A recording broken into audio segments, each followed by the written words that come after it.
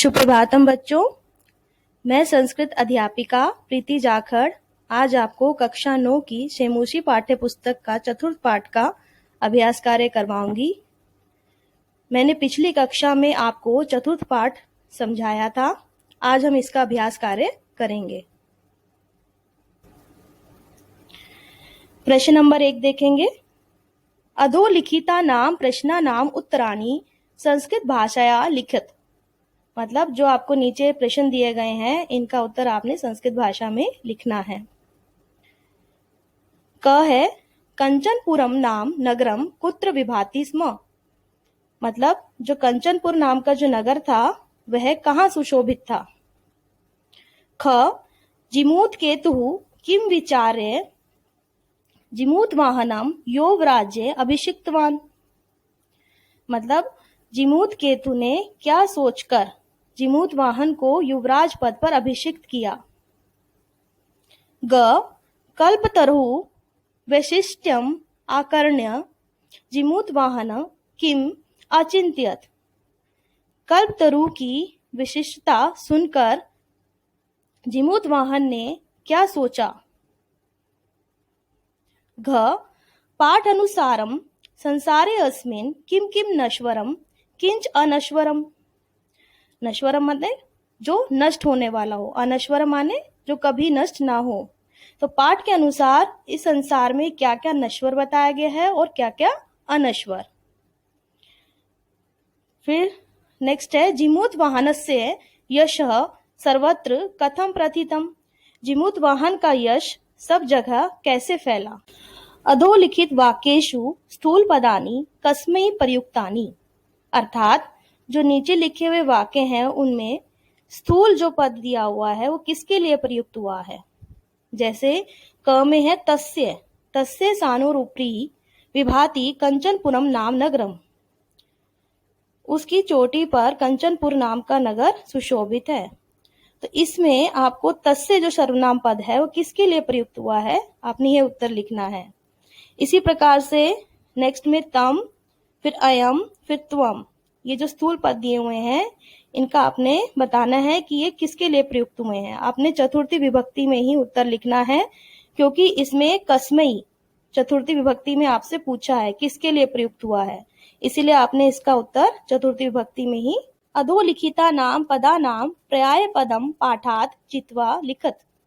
अर्थात जो नीचे दिए गए जो पद हैं उनमें प्राय पद आपने पाठ से चुनकर लिखने हैं। पाठ में इनके क्या प्रायवाची पद आए हैं वो आपने लिखने हैं। जैसे पहला है पर्वतः, पर्वतः के लिए पाठ में प्रायवाची आया नगेंद्र। इसी प्रकार से आपने अन्य भी करने हैं। प्रश्न नंबर 4 देखेंगे। क स्तंभे विशेषणानि ख स्तंभे च विशेष्यानि दत्तानि तानि समुचितम योज्यत। अर्थात क स्तंभ में आपको विशेषण दिए हुए हैं और ख स्तंभ में विशेष्य दिए हुए हैं, आपने इनका मिलान करना है।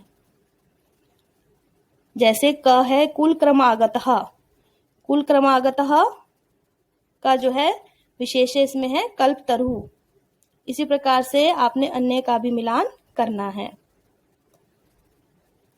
प्रश्न नंबर 5 क स्वस्ति तुभ्यम स्वस्ति शब्दस्य योग्ये चतुर्थी विभक्ति ही भवति। अर्थात स्वस्ति शब्द के योग में चतुर्थी विभक्ति होती है। इति अनेन नियमेन अत्र चतुर्थी विभक्ति ही प्रयुक्तः। इसी नियम से यहाँ चतुर्थी विभक्ति प्रयुक्त हुई है। एवमेव कोष्ठकगतेषु पदेषु चतुर्थी विभक्तम प्रयुज्य रिक्त स्थानानि पूरयत। इसी प्रकार से आपने जो कोष्ठक ब्रैकेट में जो दिए हुए हैं उसमें चतुर्थी विभक्ति का प्रयोग करके रिक्त स्थान की पूर्ति करनी है। जैसे पहला है स्वस्ति डैश राजा, तो इसमें राजा में आपने चतुर्थी विभक्ति लगानी है। चतुर्थी विभक्ति लगा करके आपने इसमें जो है फिल इन द ब्लैंक्स की पूर्ति करनी है। इसी प्रकार से अब नेक्स्ट है ख कोष्ठकगतेषु पदेषु षष्ठीं विभक्तिं प्रयुज्य विरिक्त स्थानानि पूरयत। अर्थात जो कोष्ठक में जो पद दिए हुए हैं उनमें षष्ठी विभक्ति का प्रयोग करके आपने रिक्त स्थानानि की पूर्ति करनी है। जैसे पहला है तस्य डैश उद्याने कल्पतरु आसीत। तस्य माने उसके, उसके डैश उद्याने बगीचे में कल्पतरु था। तो ग्रह, ग्रह इसमें जो शब्द, इसमें आपने षष्ठी विभक्ति लगानी। षष्ठी विभक्ति लगा के क्या बन जाएगा? गृहस्य। इसी प्रकार से आपने जो दूसरे जो ब्रैकेट में शब्द दिए हुए हैं उनमें आपने षष्ठी विभक्ति लगाकर रिक्त स्थान की पूर्ति। स्थूल पद अनधिकृत प्रश्न निर्माणम कुरुत, मतलब जो स्थूल पद आपको दिया हुआ है उसकी जगह आपने प्रश्न निर्माण करना है। पहला है क तरहो कृपया स पुत्रम अप्राप्नोत, अर्थात तरु, तरु मतलब वृक्ष, वृक्ष की कृपा से उसे पुत्र प्राप्त हुआ। तो यहाँ जो तरोह स्थूल पद है इसकी जगह आपने प्रश्न निर्माण करना है। तरोह में कौन सी विभक्ति है? षष्ठी विभक्ति है। इसी प्रकार से आपने जो किम का जो शब्द रूप होता है उसमें षष्ठी विभक्ति लगा करके आपने इसमें प्रयोग करना है। जैसे किम पुल्लिंग में जो है षष्ठी विभक्ति में आएगा कस्य, तो कस्य कृपया सह पुत्रम अप्राप्नोत। लास्ट में आपने प्रश्नवाचक चिन्ह जरूर लगाना है क्योंकि आप प्रश्न निर्माण कर रहे हैं। इसी प्रकार से आपने अन्य भी करने हैं। ख सह कल्प तरवे नैवेद्यत, तो इसमें कल्प तरवे जो है चतुर्थी विभक्ति पुल्लिंग में है, एक वचन में है। इसी प्रकार से आपने किम का भी शब्द रूप में चतुर्थी विभक्ति पुल्लिंग एक वचन में ही प्रयोग करके जो है इसका प्रश्न निर्माण करना है। फिर ग में धन वृष्टिया, जो वृष्टि शब्द है वो स्त्रीवाची शब्द है, तृतीय विभक्ति एक वचन। इसी प्रकार से आपने जो किम का जो है स्त्रीलिंग शब्द रूप में तृतीय विभक्ति एक वचन में प्रयोग करना है। जैसे कया हो जाएगा इसका, कया कोअपि दरिद्रः नातिष्ठत, पीछे प्रश्नवाचक चिन्ह जरूर लगाना है आपने। फिर घ कल्प तरहु पृथ्व्याम धनानि अवर्षत, पृथ्व्याम अर्थात पृथ्वी पर सप्तमी विभक्ति है। इसमें आपसे जगह का नाम दिया हुआ है, इसमें आप पुत्र का प्रयोग कर सकते हैं। फिर लास्ट है जीव अनुकंपया, अनुकंपा, इसमें जो है स्त्रीवाची शब्द है, ये एक वचन तृतीय विभक्ति। इसी प्रकार से आपने किम का शब्द रूप भी स्त्रीवाची शब्द रूप में एक वचन तृतीय विभक्ति में प्रयुक्त करना है।